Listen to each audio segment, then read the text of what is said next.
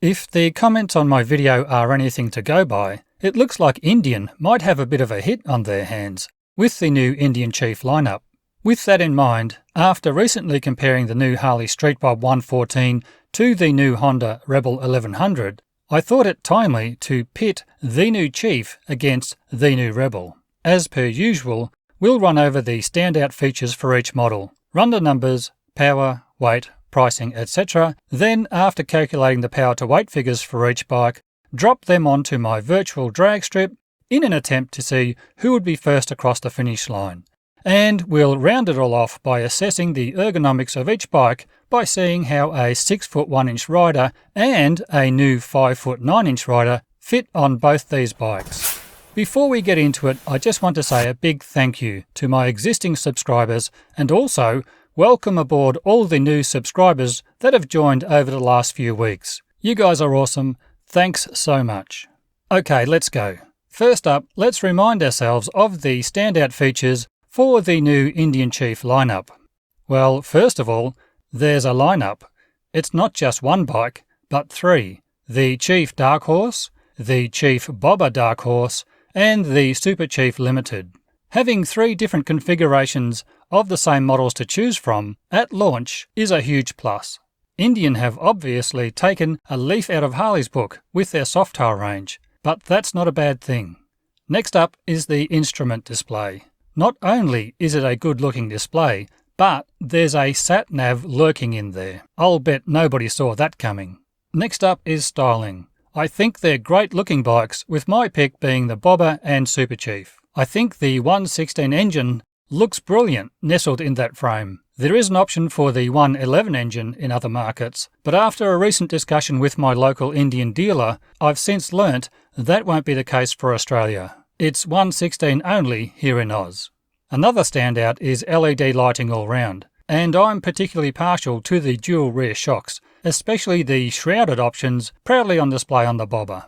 And finally, we also have ABS, ride modes, keyless ignition, a USB charge port, 12-volt charge port, and rear cylinder deactivation. And the 4-inch ride command display also boasts ambient air temperature, real-time traffic and weather for the GPS and phone, Bluetooth, headset status, and much more. There's so much packaged into that little display, it's a bit of a marvel actually. Now the Rebel. Number 1 is styling. Yeah, I know some people won't like it, but it's a bit of a hit for me.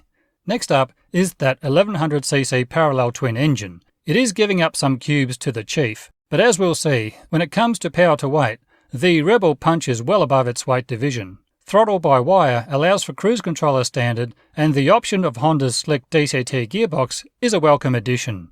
Riding modes, traction control and wheeler control are all standard, and piggyback shocks grace the rear. Just on those shocks, I've been trying to determine which bike will have the most rear suspension travel. The Chief lists 75mm or 3 inches of rear suspension travel, and Honda has not listed a figure for their units. But here I've scaled the 2 bikes side by side. Which do you think has the most suspension travel? LED all-round lighting is also standard, and a range of street and touring accessories will be available at launch. The Rebel also sports a USB-C outlet and some storage space under the seat. Okay, that's the highlights taken care of. Now let's compare the numbers. For this portion of the video, I'll just go head-to-head with Indian's Chief Dark Horse. I think it's most comparable to the Honda Rebel. First up is engine capacity. The Honda has a 1084cc engine, and Indian's 116 engine equates to 1890 cc's. The Honda is over 800 cc's less in capacity here. Next is weight. The ride-ready weight for the Dark Horse is 304 kilograms, and the Honda weighs in at 223 kilograms. On to horsepower. The Honda puts out 64 kilowatts at 7,000 RPM, and for the Dark Horse, the only figures I could get were dyno numbers, and that means rear-wheel horsepower instead of at the crank, which is what Honda are quoting. I found trying to track down the horsepower figure for the 116 well nigh impossible, so what I'm going to do is use the only horsepower figure I can find, and that is the rear-wheel horsepower of the 111 engine, and that number is 74.5 horsepower.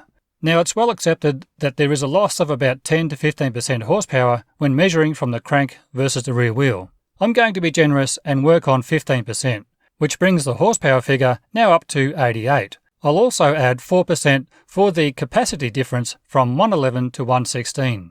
With all that tallied, the horsepower figure I'm going to use is 91.5 horsepower at 5,000 RPM for the Chief 116 engine. If you have access to more accurate information, then please let us know the actual numbers below. Right, now torque.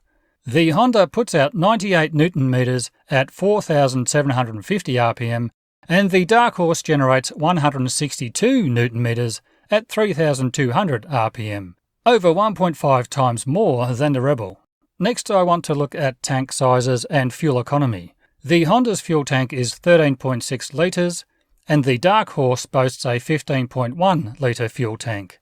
The Rebel's fuel economy figure is 4.9 litres per 100 kilometres, and again the 116's figures are hard to find, but I've gleaned around 5.2 litres per 100 kilometres, or 45 miles per gallon, from some of the forums, so I'll use that figure. The Honda should travel around 277 kilometres before empty, and the Indian should travel around 290 kilometres to empty. Now price. In Australia, the Indian Chief Dark Horse starts at $25,995, and in the US it starts at $14,499. Now to the power to weight figures. Again, I'll calculate power to weight figures for both horsepower and torque. The Rebel's power to weight ratio for horsepower is 0.175, and the Dark Horse, with its similar horsepower to the Honda, but heavier weight, comes in at 0.136. As expected, the Honda has the greater power to weight ratio when we're talking horsepower. Now when it comes to the torque power to weight figures, the Honda comes in at 0.199 and the Indian weighs in at 0.241. Here we see the torque of the 116 overpowering the Honda. Now let's see how those power to weight figures might play out on my virtual drag strip. As in the last video, where we pitted the new Rebel against Harley's new Street Bob 114, again we see the bigger cubed V-twin of the Indian dominating off the line. But the Honda's greater power to weight number, when it comes to horsepower, should see it start to hunt down the Indian as we near the finish line. Would the Honda actually catch and overtake the Indian by the time they cross the finish line? That's too hard to call and not the purpose here. This little exercise is to try and get an idea what these bikes would feel like under acceleration, and which would feel stronger off the line and which would be more willing up top.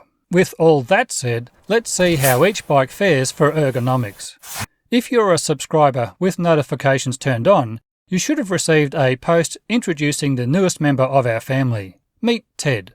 Along with 6' 1" Bill, Ted is joining us to demonstrate how a 5' 9" rider potentially fits on each of these motorcycles. I created Ted because the average height of a US male, and as it turns out most of my audience, is around 5' 9" tall. Now this is not an exact science, but it should give you a good idea of how comfortable each bike would be for riders of these heights. I've recently learned that YouTube favours channels with growing subscriber numbers. No new subscribers equals little to no sharing. Today, I've hopefully earned your subscription. This channel needs to grow to survive, and I can't do it without you. To my existing subscribers, I just want to say thank you so much. Your continuing support is just so appreciated. If you've made it this far, thanks so much for watching, and hopefully I'll see you again in the next one. Bye for now.